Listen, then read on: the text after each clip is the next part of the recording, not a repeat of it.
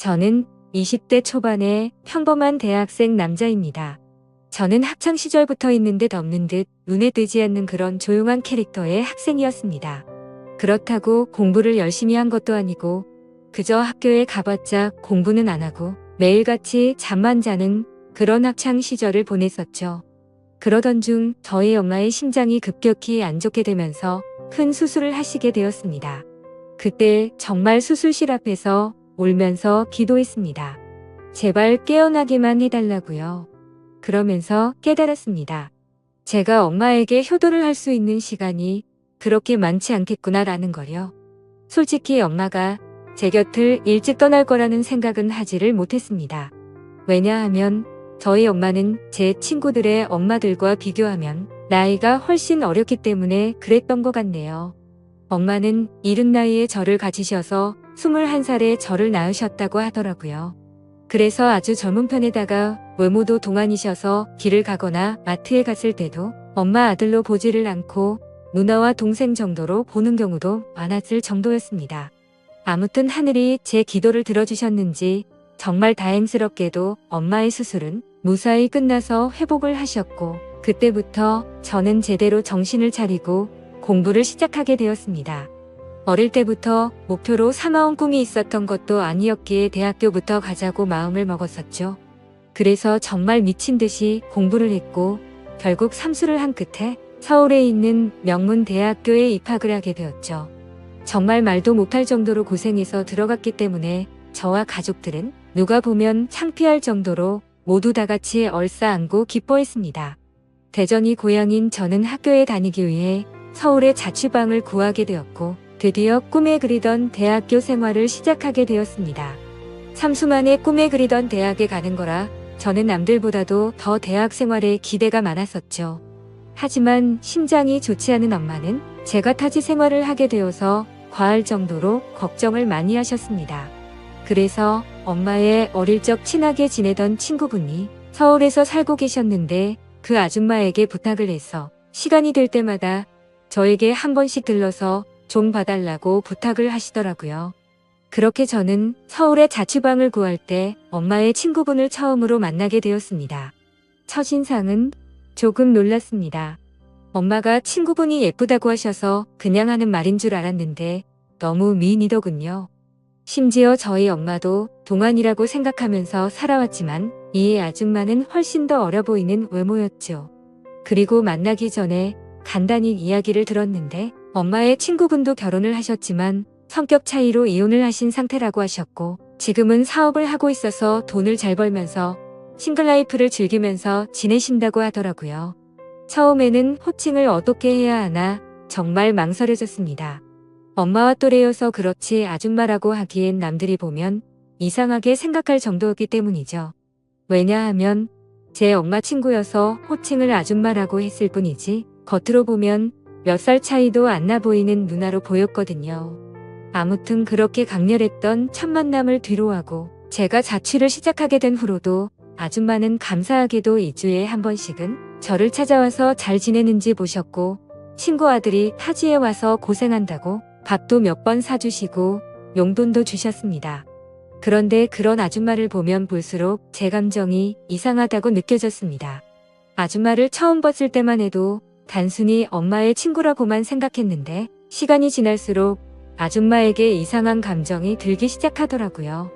왜냐하면 아줌마는 나이도 40대 초반이셨지만 나이보다 훨씬 어려 보였어요. 많게 봐도 30대 초반 정도로밖에 안 보였고 솔직히 20대와도 크게 다를 바가 없어 보였거든요. 그래서 그냥 같이 길을 걷고 있으면 또래의 여자친구랑 걷고 있는 기분이었습니다. 그리고 평상시에 운동을 열심히 하셔서 그런지 몸매도 너무 좋으셨죠.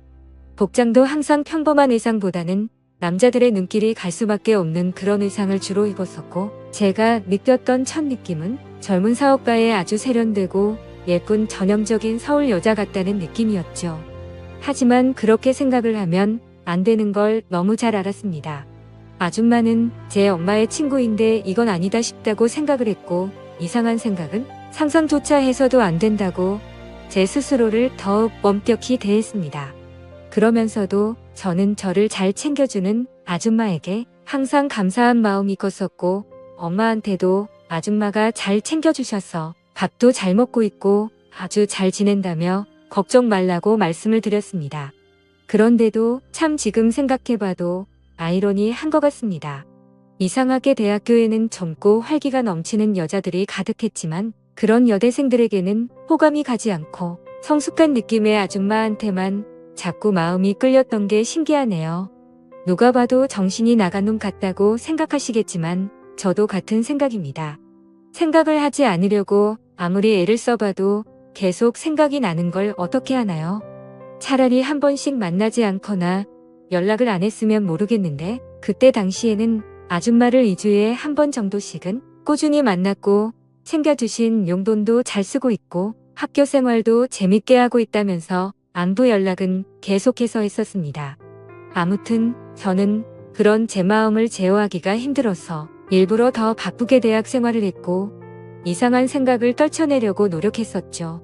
그렇게 시간이 흘렀고 5월달쯤 중간고사가 끝나게 된 날 아줌마에게서 연락이 왔습니다. 대학교 와서 처음으로 시험을 치르느라 고생 많았다면서 맛있는 밥 제대로 한 끼 사줄 테니까 밖에서 보자고 하시더라고요. 그래서 저는 설레는 마음으로 좋다고 말했고 학교에서 기다렸습니다.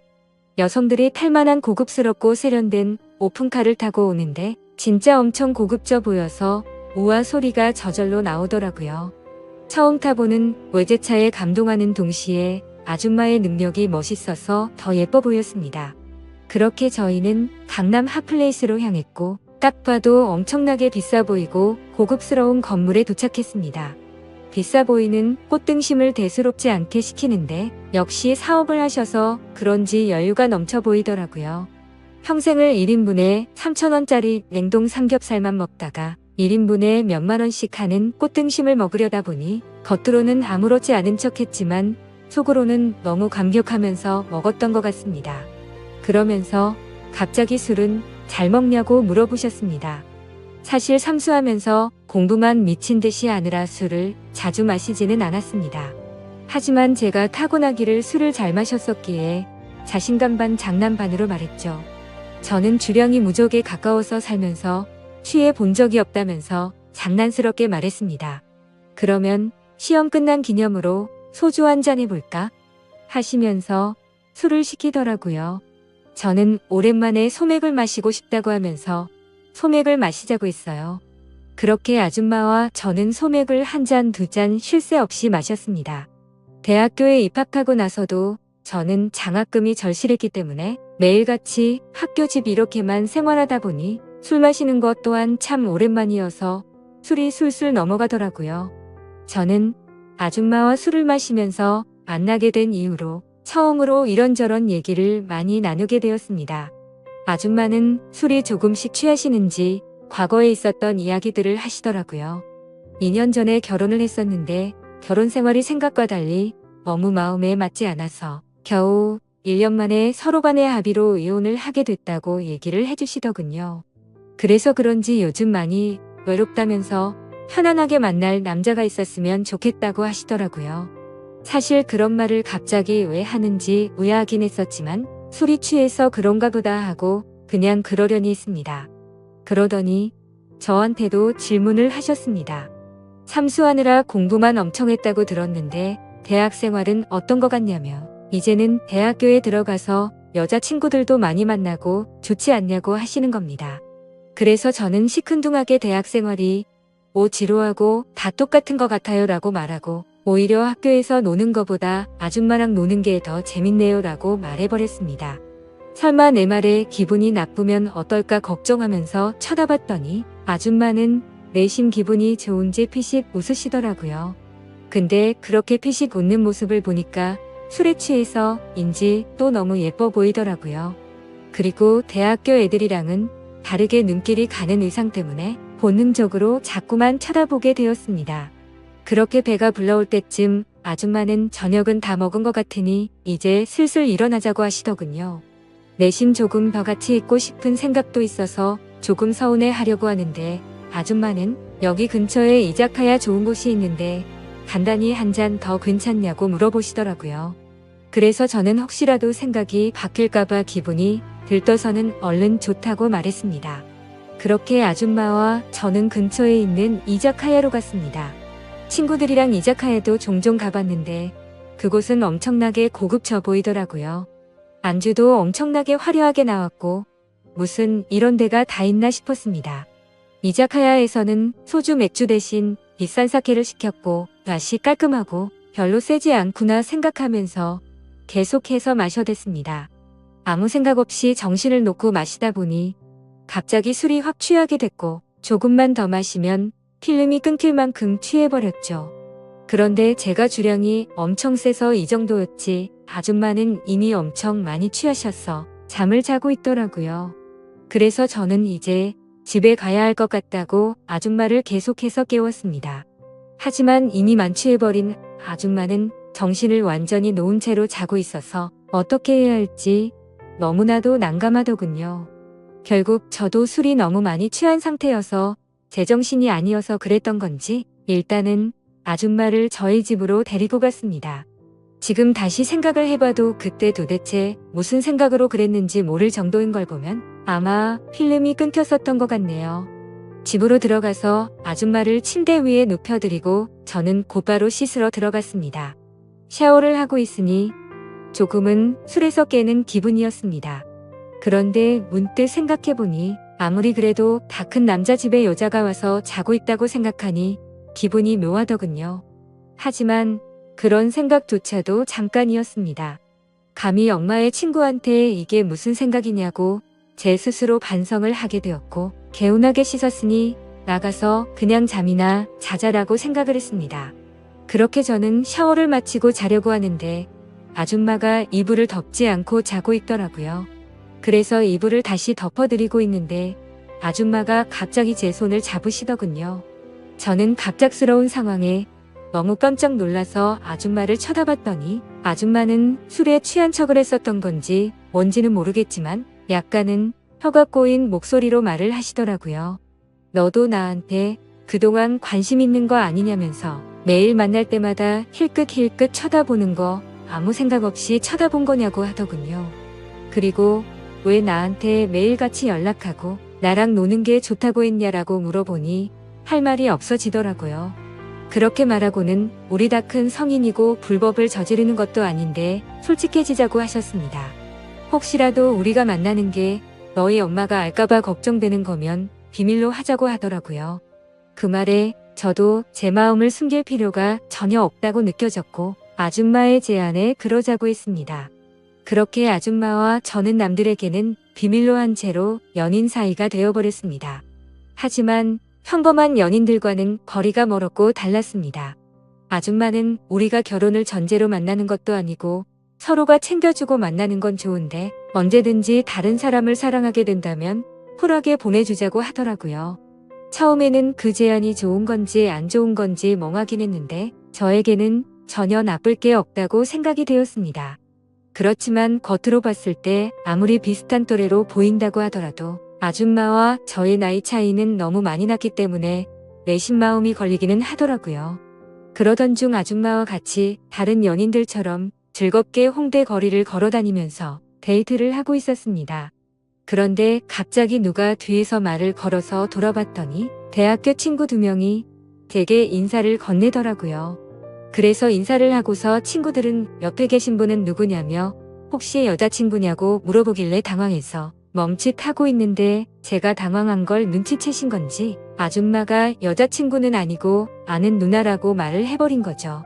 그러자 눈치 없는 친구들은 이렇게 만난 것도 우연인데 방해가 안 된다면 저녁이나 같이 먹자고 하더라고요. 그런 제안이 너무 뜬금없었고 황당하더라고요. 왜냐하면 그 친구들은 저와 그렇게까지 친한 사이가 아니었고 같이 수업 듣고 이름만 아는 정도였기 때문이죠. 그래서 제가 거절을 하려고 하는데 제가 말하기도 전에 아줌마는 그러자고 대답을 해버렸고 너무 황당하게도 넷이서 다 같이 저녁을 먹으러 갔습니다. 그런데 도대체 이 친구들은 왜 같이 밥을 먹자고 한 건가 싶었는데 그 이유를 바로 알겠더군요. 그 친구들은 저에게는 전혀 관심이 없었고 아는 누나라고 말했던 아줌마에게 관심이 있었던 거죠. 정말 무슨 하이에나처럼 쉴 새 없이 번갈아 가면서 질문을 던지더라고요. 그래서 나이를 알면 관심을 끄겠지 싶었는데 나이를 알게 됐는데도 불구하고 더 적극적으로 들이대더군요. 저와는 무슨 사이인지 남자친구는 혹시 없는지 노골적으로 질문을 하더니 결국에는 술도 같이 마시자고 졸라대는 모습이 너무 추해 보였고 점점 열이 받았습니다. 그런 친구들의 모습을 보니 제가 나이 차이가 많다고 고민을 했던 게 전혀 문제가 될 게 아니었다는 걸 깨닫게 되어버린 거였죠.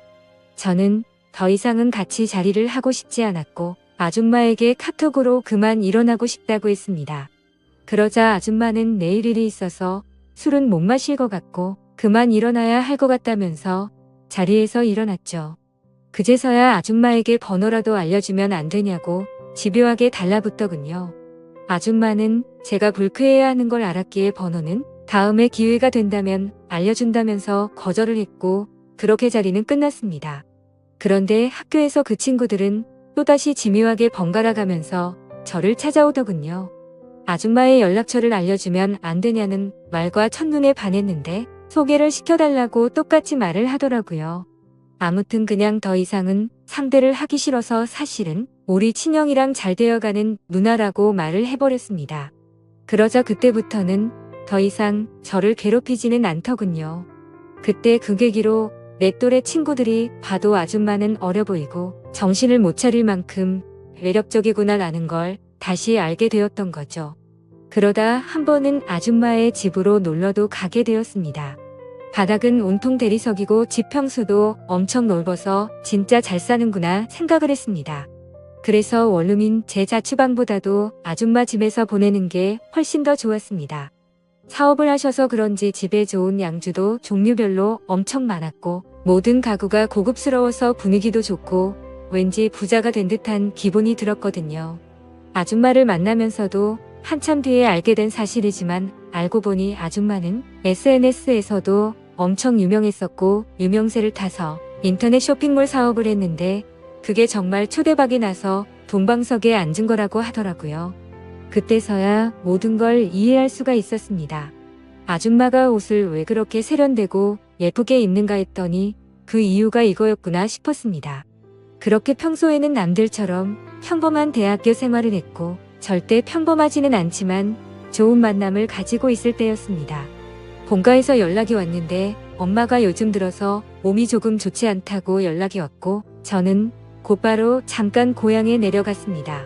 그리고 엄마 얼굴을 보는데 왠지 모르게 그동안 잊고 있었던 죄책감이 한순간에 들더라고요.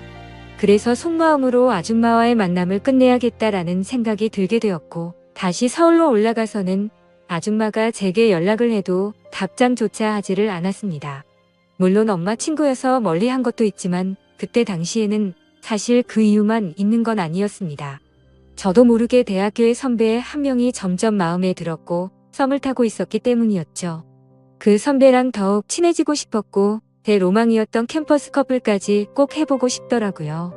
그러기 위해선 아무래도 아줌마와의 만남은 끝내야겠다고 생각을 했던 거였습니다. 그래서 그 두 가지 이유로 이제는 아줌마와는 멀어져야겠다 싶었기에 연락을 무시하게 되었죠. 그러자 아줌마에게서 전화가 계속 왔었고 결국에는 아줌마가 저희 집으로 찾아오더군요. 얼굴을 보자마자 왜 연락이 안 되었냐며 무슨 큰일 있었는지 놀랬다고 하더군요. 그래서 저는 이제 자주 만나기 어려울 것 같다고 직설적으로 이야기했고 고향에 가서 엄마를 보고 있으니 죄책감이 들고 미안해서 더 이상은 안 되겠다고 말했습니다. 그랬더니 걱정되는 표정으로 도대체 무슨 일이냐고 물으면서 엄마가 혹시 알게 된 건지 물어보더군요. 저는 그건 아니라고 했고 그냥 내가 마음이 좀 걸린다면서 누가 봐도 말도 안 되는 대답을 했습니다. 그러자 아줌마는 점점 기분이 나빠졌는지 네가 좋을 때는 실컷 만남을 가져놓고 갑자기 대뜸 이제 와서 죄책감이 든다는 게 말이 되냐고 하더라고요. 그러면서 정리가 하기 싫으면 말리진 않겠지만 대신 나도 비밀 지키기로 한 건 없었던 걸로 하겠답니다. 엄마가 가뜩이나 심장이 좋지 않은데 혹시라도 이 이야기가 알려지면 충격을 받진 않을까 걱정이 되었고 아줌마의 말도 이해가 됐습니다. 직접 만나서 이야기를 나눠보니 일방적으로 갑자기 연락을 무시하고 이렇게 하는 건 아니다 싶더라고요. 저는 그래서 아줌마에게 잘못했다고 말하면서 경솔했다고 사과를 했습니다. 그렇게 저희는 다른 연인처럼 다투고 나서 화해를 하듯이 더욱 깊어지는 느낌이 들었고 또다시 아줌마를 마주하고 있으니 다른 사람에게 뺏기는 건 싫다는 생각에 마음이 많이 흔들렸던 것 같습니다. 그때 감정을 말하면 남주기는 아깝고 내가 갖기는 부담스러운 그런 기분이었던 것 같습니다. 그래서 자꾸만 마음이 왔다 갔다 하는 제 스스로가 너무 수치스러웠고 한심했었죠. 그때부터 저는 어중간하게 끝을 내려다 더욱 마음이 깊어졌고 그 이후로도 아줌마와는 예쁘게 만나고 있었습니다. 그리고 그와 동시에 대학교 선배와도 꾸준히 썸을 타면서 만나고 있었죠. 나이대도 비슷해서 대화가 잘 통했고 뭔가 평범하고 풋풋한 만남이 재미가 있더라고요. 그렇게 저는 평범한 척 선배와 데이트를 했고 점점 사이가 가까워지면서 결국 캠퍼스 커플이 되었습니다.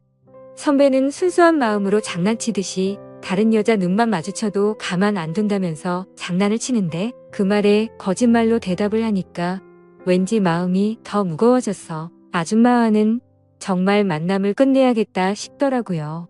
하지만 생각만 그렇게 할 뿐 결코 아쉬운 마음이 커서 행동으로 옮기지는 못하겠더군요.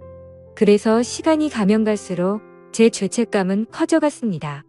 여자친구와 데이트를 하고 있을 때도 그렇고 엄마와 통화를 할 때도 마음이 편하지가 않았습니다.